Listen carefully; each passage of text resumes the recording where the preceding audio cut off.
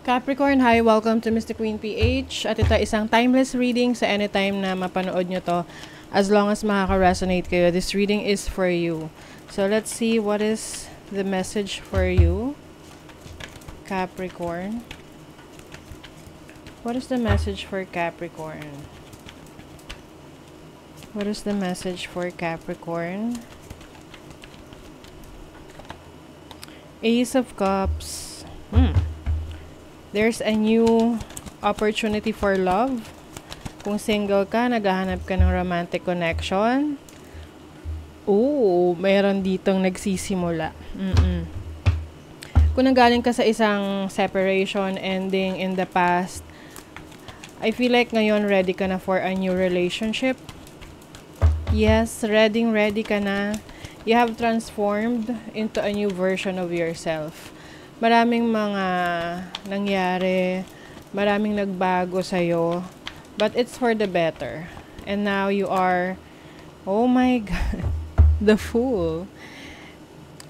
Nandun ka na sa point na you are ready to take a risk. Handa ka nang sumugal ulit sa relationship. Handa ka nang sumugal ulit sa bagong experience. Kasi iba-iba naman to para sa iba't ibang tao, no? But some of you, this is a new beginning for a relationship or a new experience. Let's see what else. Bagong ikaw to, it's like a renewed Capricorn. Willing ka na ulit mag-take ng risk. Handa ka na. Oh my God. You have the Four of Wands. This is stability. This is home life, family life. So, ang nagiging focus mo ngayon is ma-stabilize mo yung foundation mo. Like, yung family mo, yung roots mo. Four of Wands is also a celebration. So, anytime soon, you will have a celebration. May reason para mag-celebrate ka. Maaring meron kang achievement. Pwedeng achievement sa bahay. May nabili kang bahay, napaayos na bahay. Or may kasalan ng magaganap. Pwedeng may engagement din sa inyo, no? If you are connecting with someone. What else? You have the King of Wands. Wow! Ang ganda ng mga barahan nyo, Capricorn. King of Wands energy, someone na very passionate sa kanyang ginagawa. Yung iba sa inyo, passionate kayo sa career, sa business, sa finances nyo ngayon. The Ten of Pentacles is abundance, prosperity, stability. I feel like itong new beginning sa inyo, magdadala to ng swerte, magdadala to ng magandang resulta sa'yo. Magkakaroon ka ng financial stability. The King of Pentacles, wow. Wala na akong masabi. The King of Pentacles is your energy, Capricorn. When it comes to your finances, ikaw ang in charge sa finances mo. Ikaw yung may control over your finances, over your career, your business. And meron kang na-achieve ngayon na milestone sa buhay mo, especially sa career mo.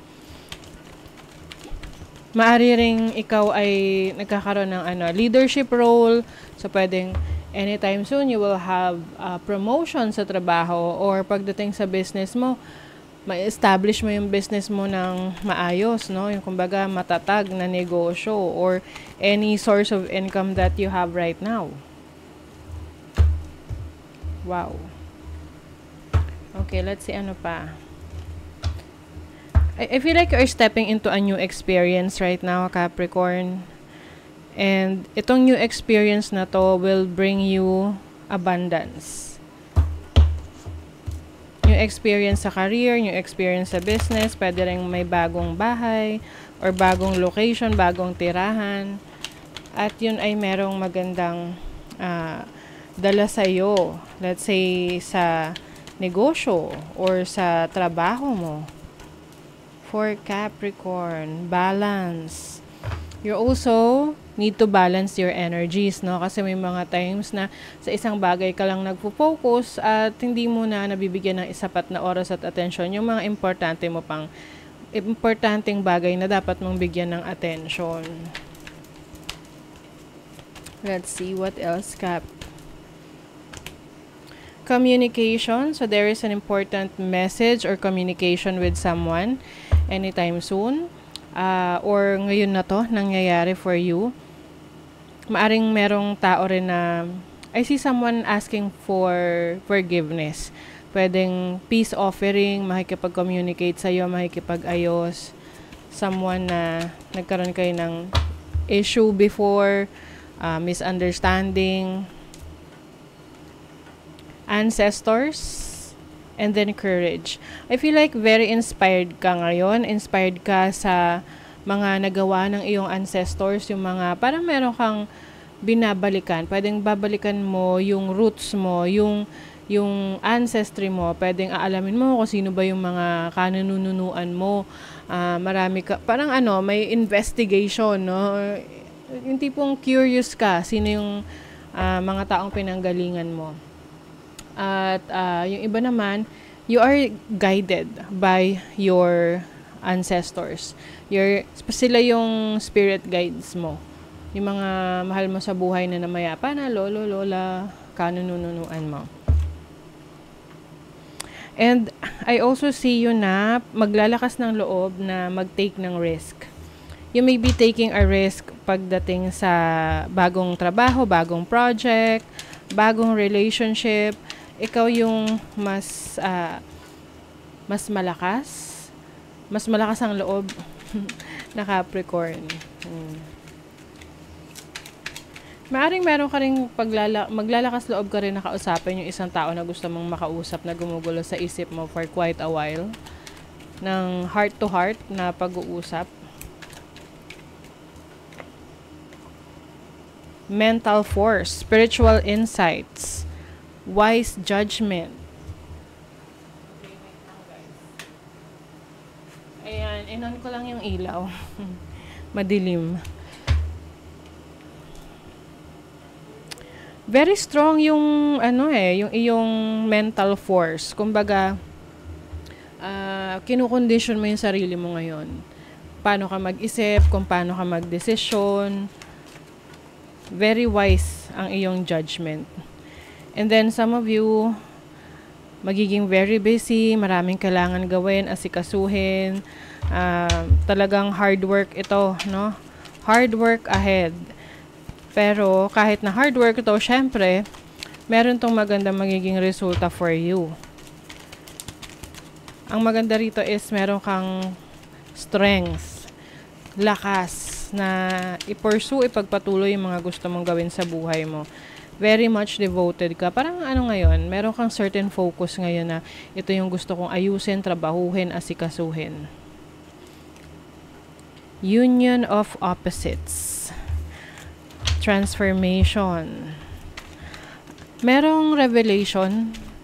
Maaring revelation to sa sarili mo na may na-realize ka na okay, itong bagay na to ay hindi ko na pwedeng ipagpatuloy or ayoko nang gawin or gagawin ko na, no? So, ang maganda rito is malinaw na sa'yo kung ano yung disposition na gagawin mo for your situation. This can be your relationship situation, sa career path mo. Meron kang hinuhone na na skills. Minamaster mo yung skills na to. Kasi gusto mo ikaw yung pinakamagaling dyan sa aspeto na yan. Laser focus. Ano ba yung goals mo ngayon? Kasi nakikita ko na ikaw ay focus na ma-achieve yung goal mo. Talagang inspired ka. Hindi ka na didistract ng ibang tao, ibang bagay, ibang sitwasyon. You are focused on achieving your goals. Pagpatuloy mo lang yan, Capricorn. From a strong foundation, you may build anything. Oh my God! Ang ganda ng message. Sinasabi rito, na kung ikaw ay may matatag na pundasyon, kahit ano kaya mong gawin, kahit ano kaya mong i-build. 'Di ba? Totoo nga naman. Pag very strong yung foundation, wala. Talagang sobrang tatag niyan. Ano man yung simulan mo. And yung foundation na yun, manggagaling sa'yo yan eh. 'Di ba? Yung iba nga, anyone can start from scratch. Kasi meron ka ng abilities, kakayanan. 'Di ba? Yung pera, gamit, pwedeng manakaw yan eh. Pero yung kakayanan mo, abilidad mo, creative skills mo, hindi yan mawawala, hindi yan mananakaw sa'yo. Kaya kahit saan ka makarating, kayang-kaya mo uling mag-create, mag-build. O, diba? So, that is your reading, Capricorn. Thank you so much. See you again.